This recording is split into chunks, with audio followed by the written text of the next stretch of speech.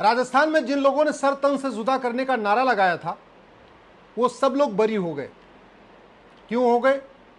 क्योंकि भारत में hate speech define नहीं है। सर तन से जुदा ये हेट स्पीच है, ये कहीं कानून में लिखा ही नहीं है।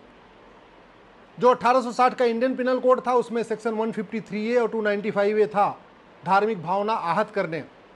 लेकिन सर तन से जुदा को धार्मिक भावना आहत करना माना ही नहीं गया। नतीजा क्या हुआ? सब लोग बरी हो गए। बरी होने का एक बहुत बड़ा कारण यह था कि जो वीडियो था उसका एविडेंस नहीं माना गया, क्योंकि हमारे कानून में ऑडियो वीडियो का एविडेंस नहीं माना जाता और उनके खिलाफ कोई बयान देने आया नहीं। तो नतीजा ये हुआ, सबूत के अभाव में सब लोग बरी हो गए। इसलिए मैं बार बार कहता हूं, जब तक कानून नहीं बदलेगा, जब तक भारत में one nation one penal code लागू नहीं होगा, one nation one police code लागू नहीं होगा, one nation one judicial code लागू नहीं होगा, one nation one evidence code लागू नहीं होगा, जब तक police charter, citizen charter, judicial charter और एडमिनिस्ट्रेटिव चार्टर लागू नहीं होगा, तब तक लोगों को न्याय नहीं मिलेगा और तब तक कानून का खौफ भी पैदा नहीं होगा।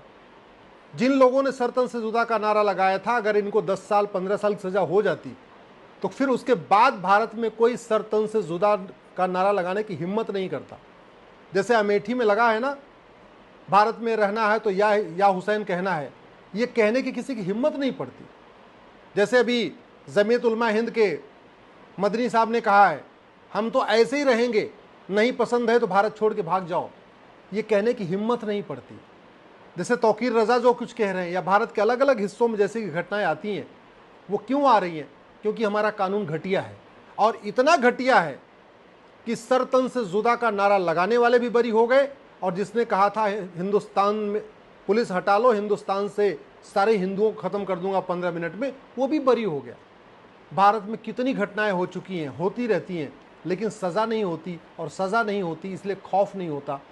अस्थाई समाधान यही है, police reform, judicial reform, administrative reform. अस्थाई समाधान है police charter, judicial charter, citizen charter, administrative charter. अस्थाई समाधान है नार्को पॉलीग्राफ ब्रेन मैपिंग कानून। अस्थाई समाधान है झूठी गवाही को गंभीर अपराध घोषित करना। अस्थाई समाधान है झूठी जांच और झूठे एफिडेविट को गंभीर अपराध घोषित करना। अस्थाई समाधान है भारत में जस्टिस विद इन ईयर लागू करना।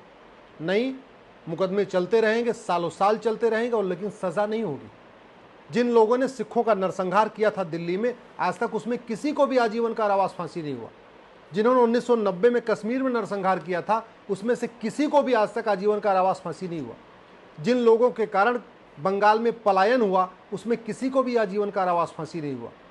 आप देख लीजिए भारत में कितनी जगह कैराना में पलायन हुआ, असम में पलायन हुआ, मेघालय में पलायन हुआ, आपके बंगाल में पलायन हुआ, कहीं न कहीं से पलायन की खबरें आती रहती है, लेकिन किसी को सज़ा नहीं होती। सज़ा नहीं होती इसलिए कानून का खौफ नहीं पैदा होता, और सज़ा नहीं होती इसलिए वो अपराध बार बार रिपीट होता रहता है।